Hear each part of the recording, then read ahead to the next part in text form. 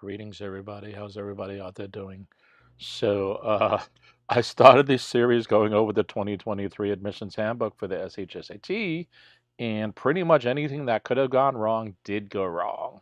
One of the things that went wrong significantly was when I went over question number 61 here, the screen blacked out halfway through it. So I'm just going to go through it again one more time to make sure that anybody who couldn't follow that conversation is good. So let's just do the question anew. I'm going to leave what's up there because if anybody followed it previously, that's still good. A grocery store sells 1-gallon containers of milk for $3.99. So we have 1 gallon is going to be $3.99. Okay.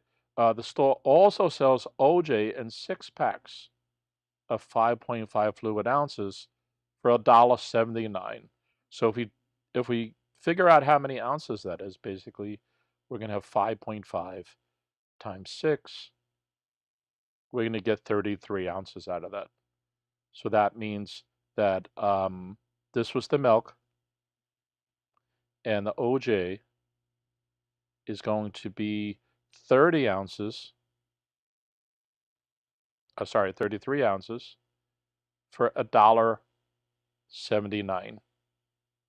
Okay, so this is ounces, that's gallons. So they want to know, suppose the store wants to sell the OJ in gallon containers instead, not in these 6-pack thingies. All right, of the bottles there. To the nearest dollar, so that's going to be a gotcha at the end of this. How much more would a gallon of OJ cost than a gallon of milk? Okay, we can convert that 33 ounces into gallons, but I think it's easy to convert the gallons into the ounces and then compare the prorated amounts to each other. So you guys need to know this unit conversion I stamped onto the bottom of the page over here. So we're dealing with 1 gallon is 4 quarts.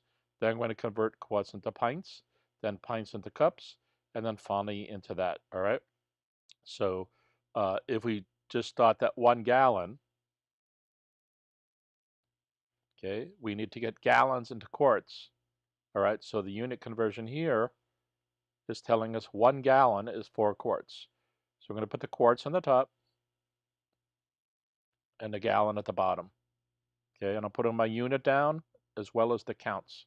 So I can cancel units across numerators and denominators without necessarily worrying about the value that was associated with it. So I can cross out those G's for the gallons and be left with the 1, the 4, and the 1. All right, so now I basically have 1 gallon as 4 quarts because the only thing left is the 4Q. All right, so from that point, we're going to go into pints and then cups because we can see that progression going down there. All right, so how many pints, right? So we're going to write down 2 pints is 1 quart. All right, and if you notice, we can cancel the unit again. So all we're left with on the top is 4 times 2 pints. All right, so now we're going to go through and do the next one, which is 1 pint is 2 cups. Again, cancel units. The pints cancel out. So now we're left with 4 times 2 times 2 cups. And then we're going to finally use the last conversion, which is to the ounces, fluid ounces, that 8 ounces is to 1 cup. The cups cancel out. So all we're left with is 4 times 2 times 2 times 8. Give me 1 second. My computer has a beach ball spinning. I don't know what just happened there. So that's times 2 times 8. So we can work it forward and backward. It's 8 times 2 is 16 times 8, right? Gives 128. Or we can go backwards. We could also do 8 times 4 is 32. Double that. 64, double that, 128. So we get 128 ounces. So that means if we basically replace this by 128 ounces, right? And we're no longer going to use the $3.99. That's what they're asking us to find. What would be the price prorated at the OJ price for the milk? So that just means we need to set up a proportion. All right, so we're going to end up getting that. All right, so if we do the cross product, we get 33x is equal to 1.79 times 128. And then we can divide both sides by 33. That cancels out. Divide this by 33. There's no choice here but to do the ugly math. The only advice I can give is when you do 1.79 times 128,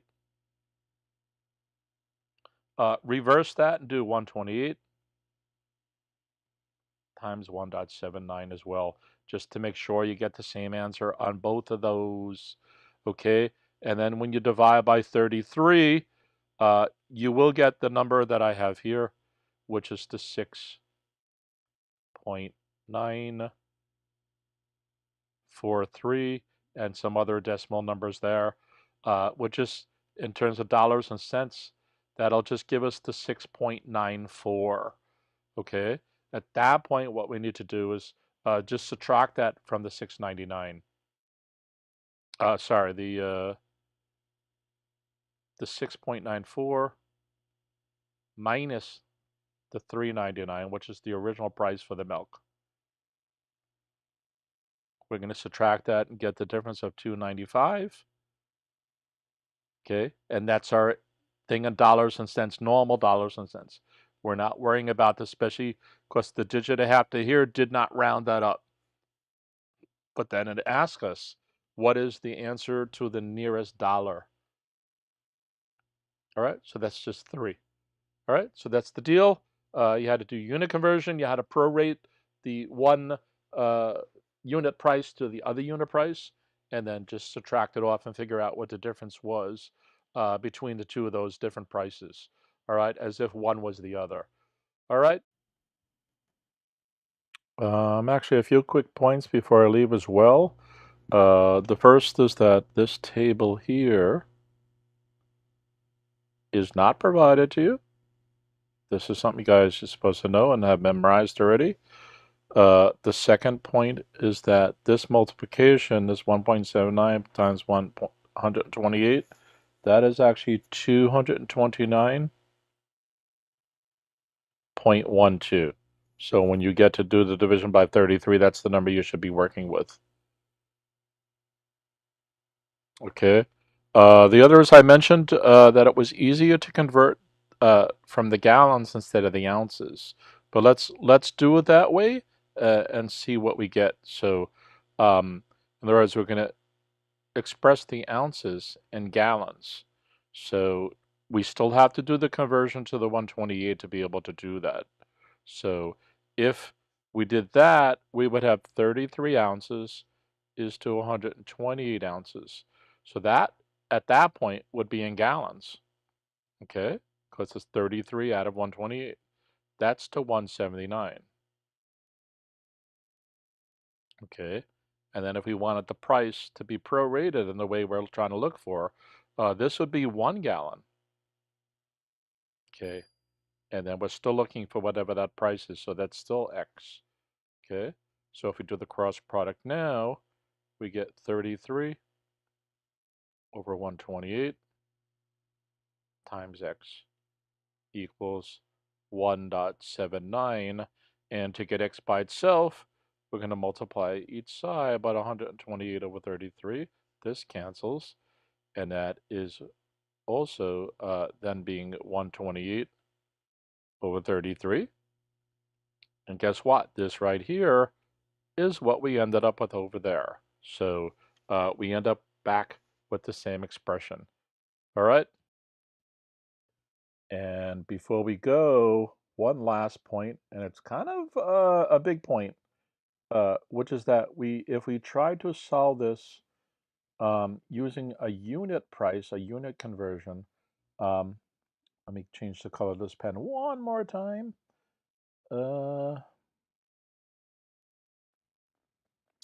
see here. Let's make it brown. Okay, so if we were to look at this, that it's $1.79 divided by 33, right? We can get the price per ounce. So once we do that division, we get 0.5. Let's see, I did that offline. 42, and the 42 repeats. So it's easy to just look at this as 5 cents, right? 5 cents per ounce. But the problem is, once we multiply 128 by that unit price, the problem is that we get 6.4, $6.40. That's a problem because when we subtract it off from the 6, when we do this 6.40 minus the 3.99, right? To get the difference between the new price of the OJ versus the milk price. When we do the canceling and so on, that's 1, that's 5, that's 1, that's 4. This becomes 241. This rounds down to $2. That's the wrong answer. All right, so we want at least that 4 into here. All right, we want to get 128 times 0.054 at least. That will give us 6.91, I think I've written here. And that 50-cent difference is going to affect the 241. We're going to get a larger number at that point, which will give us the $3. So this is not the way to solve this question. Rounding and estimation and other things like that do come into place for certain examples. This is a scenario where it doesn't make sense. The proportion may not leap out at you guys. The original way I solved it, that may not necessarily leap out at you. This strategy is not wrong. It's not wrong to try to get the unit price, but the unit price is not 5 cents an ounce. It's 0.05 and repeating for 2 an ounce. So that's super duper duper important to make sense. You may argue, well, we don't deal with hundreds and thousands of cents, but in this case we have to because we're trying to prorate it with that. But you can't, if something turned out to be like it was 0.001 cents a blueberry, right? Let's say a blueberries are $1 a pound and you get 200 blueberries in there. You don't say because it's 0.001 cents a pound that we can just say, oh, it's 0 cents then, and then just walk out of the store with the free blueberries. That's not the way it works. We have to get that prorating has to be right. There are examples where we can throw digits away, and we are in a sense because this repeats here, 4-2, 4-2, 4-2. So we are throwing some of them away, but it has to be to a certain level of significance that we need to do that with. And if you notice, it's basically 128 times 0.004 is actually giving us 50 cents, right? So that's a lot of difference when you think about it. So it looks like it doesn't matter, but it does matter. All right, guys? So that's the last point for this question. Peace out for sure. Like, subscribe, share, comment. Live long and prosper. Bye.